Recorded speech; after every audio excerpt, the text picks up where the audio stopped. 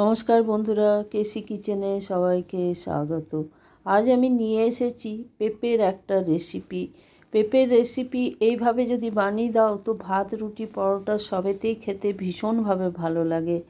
চলো দেখে নিই আমি কিভাবে বানাচ্ছি। দেখো, আমি একটা পেঁপে নিয়েছি বড় সাইজের, কিন্তু এতটা পেঁপে আমি নেব না। এটার অর্ধেকটাই আমি কেটে নিয়েছি, বা অর্ধেকটা নিয়েই আমি বানাবো। অর্ধেকটা নেবার প্রথমে আমি ধুয়ে নিয়েছি, তারপরে আধা ভালো করে ছুলে এইভাবে পাতলা পাতলা করে কেটে নিয়েছি। তোমাদের যদি এইভাবে কাটতে অসুবিধা হয় তাহলে তোমরা গ্রেট করেও নিতে পারো, গ্রেট করলেও কিন্তু এইভাবেই ভালো লাগবে। তারপরে দেখো, এইদিকে একটা কড়াই চড়িয়েছি। কড়াইয়ের মধ্যে কোনো রকম তেল বা কিছু দেব না। শুকনো কড়াইয়ের মধ্যে পেঁপেটা দিয়ে দেবো। পেঁপেটা দিয়ে দেওয়ার পরে 1 চামচের মতো নুন দিয়ে দিলাম, আর হাফ চামচের মতো চিনি আমি এটার মধ্যে দিয়েছি, কিন্তু ক্যামেরাটা অফ হয়ে যাওয়াতে আমার দেখানো হয়নি। হাফ চামচের মতো চিনি আর 1 চামচের মতো নুন দিয়ে ঢেকে এটাকে আমি লো ফ্লেম করে সেদ্ধ করতে খানিকক্ষণ দিয়ে দেবো। তবে এটার মধ্যে জল আমি দিইনি। তারপরে দেখো, সাদা সর্ষে আর কয়েকটা কাঁচা লঙ্কা আমি এইদিকে গুঁড়ো করে রেখে দিলাম, বা পেস্ট করে রেখে দিলাম। তারপরে দেখো, নুন আর চিনি দেওয়ার জন্য আমার জল অনেকটা বেরিয়ে গেছে এটাতে। চিনিটা অবশ্যই দেবে, না হলে কিন্তু ধরে যাওয়ার সম্ভাবনা থাকবে এটাতে। দেখো, এটাকে আমি হয়ে গেছে, সেদ্ধ হয়ে গেছে। একটা ছাকনার মধ্যে আমি এটাকে তুলে নিলাম, তুলে ছেঁকে নিলাম। তারপরে এইদিকে একটা কড়াই চড়িয়ে তার মধ্যে সর্ষের তেল দিলাম। সর্ষের তেলের মধ্যে কিছুটা বাদামকে ভেজে আমি উঠিয়ে নেব প্রথমে। পেঁপের তরকারি তোমরা অনেকে অনেক রকমভাবে খেয়ে থাকো, এইভাবে একদিন বানিয়ে খেয়ে দেখো, খেতে অসম্ভব ভালো লাগে। এটা স্পেশালি রুটিতে খেতে বেশি ভালো লাগে, তবে ভাত বা পরোটা সব জিনিসের সাথেই খারাপ লাগে না।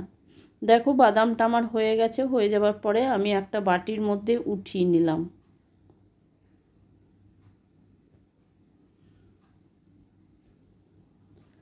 উঠিয়ে নেবার পরে দেখো, ওইদিকে আমি একটা পেঁয়াজকে কেটে রেখেছি।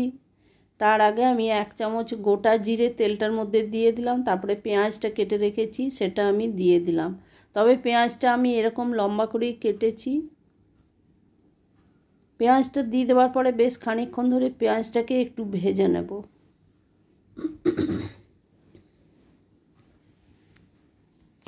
পেঁয়াজটা ভাজতে ভাজতে এর মধ্যে দেখো আমি নুন দিয়ে দিলাম পরিমাণ মতো, আর ওইদিকে আমি নুন দিয়েছি সেটাও মাথায় রেখেই নুনটা দিতে হবে। তারপরে দেখো, হলুদ দিয়ে দিলাম 1 চামচের মতো।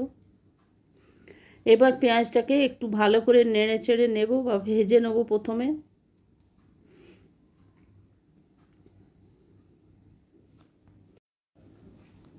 তারপরে ওইদিকে যে আমি সাদা সর্ষেটা বেটে রেখেছি সেইটা আমি এটার মধ্যে দিয়ে দেবো। তবে পুরোটা আমি দেব না, আধা দিলাম আর আধা আমি রেখে দেবো, অন্য কাজে লাগাবো। তারপরে দেখো, মিক্সির জারটা ধুয়ে আমি জলটা দিয়ে দিলাম পেঁয়াজটার মধ্যে। তোমাদের যতটা প্রয়োজন হবে ততটাই তোমরা সর্ষেটা দিও, কেন কি সর্ষেটা দিলে কিন্তু খেতে ভীষণভাবে ভালো লাগে পেঁপের তরকারি। তারপরে দেখো, এটা ঢাকা দিয়ে দেবো। সর্ষেটা দেবার পরে ঢাকা দিয়ে কিছুক্ষণ রেখে দিলাম। তারপরে দেখো, ঢাকা খুলে আমি জলটাও শুকিয়ে এসছে। এবার আমি একটু নেড়ে চেড়ে নেব। এবার ওইদিকে যে পেঁপেগুলো আমি একটুখানি হালকা সেদ্ধ করে রেখেছি সেই পেঁপেগুলো এটার মধ্যে দিয়ে দিলাম। তার সাথে আমি 2টো কাঁচা লঙ্কা কেটেও দিয়ে দিলাম। এটা একটু ঝাল ঝাল মিষ্টি মিষ্টি হলে খেতে ভীষণ ভালো লাগে। এরপরে দেখো, এটাকে আমি খুব ভালো করে কিন্তু ভেজে নেব। আর এই রেসিপিটা ভীষণ ঝটপট হয়ে যায়, একদম দেরি হয় না, আর এটা খেতেও ভীষণ ভালো লাগে। তারপরে দেখো, এর মধ্যে একটুখানি আমি কাঁচা তেলও দিয়ে দিলাম। তেলটা দিয়ে দেওয়ার পরে বেশ খানিকক্ষণ ধরে এটাকে প্রথমে আমি ভেজে নেব। তারপরে আমার রেসিপি যদি তোমাদের ভালো লেগে থাকে তো লাইক, শেয়ার ও কমেন্ট অতি অবশ্যই করে দিও। আর নতুন বন্ধুদের সাবস্ক্রাইব করার অনুরোধ রইল। আমার চ্যানেলটা যদি সাবস্ক্রাইব করে থাকো তাহলে তোমাদের নোটিফিকেশান খুব সহজে পৌঁছে যাবে, আর আমি যেটাই আপলোড করি না কেন তোমাদের কাছে খুব তাড়াতাড়ি সেটা পৌঁছে যাবে।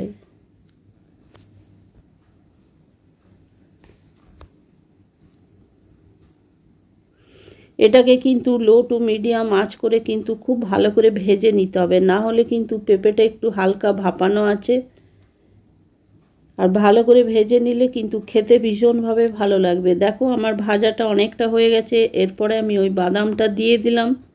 তোমাদের হাতের কাছে যদি নারকেল থাকে তাহলে তোমরা নারকেল কুড়িয়েও এর সাথে দিতে পারো, তাও কিন্তু খেতে ভীষণভাবে ভালো লাগে।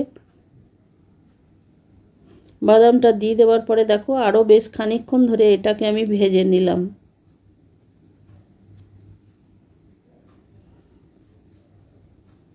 দেখো এটা আমার ভাজা প্রায় হয়ে গেছে। কড়াইয়ের মধ্যে দেখো, কড়াই দেখলেই বোঝা যাচ্ছে যে এটার মধ্যে এটা ভাজা হয়ে গেছে। এরপরে এর ওপরে আমি কিছুটা ধনে পাতা দিয়ে দিলাম। ধনে পাতাটা দিয়ে দেওয়াতে টেস্টটা আরও বেড়ে যাবে। ধনে পাতাটা দিয়ে দেওয়ার পরে বেশ খানিকক্ষণ আরও মাখিয়ে নিলাম পেঁপেটা ধনে পাতাটা দিয়ে। ধনে পাতাটা দিয়ে একটুখানি ভেজে নিলে কিন্তু ধনে পাতার গন্ধটা খুব সহজে রান্নার মধ্যে চলে আসে। তারপরে দেখো ভাজা আমার হয়ে গেছে বা রান্নাটাও হয়ে গেছে। এবার আমি গ্যাসটা বন্ধ করে দিলাম। গ্যাসটা বন্ধ করে দিয়ে আমি একটা প্লেটের মধ্যে উঠিয়ে সার্ভ করে দিলাম। আমার রেসিপি কেমন হলো একটু কমেন্ট করে অতি অবশ্যই জানিও। তোমরা সকলে ভালো থেকো, সুস্থ থেকো। ফিরে আসছি পরের কোনো রেসিপি নিয়ে। ধন্যবাদ।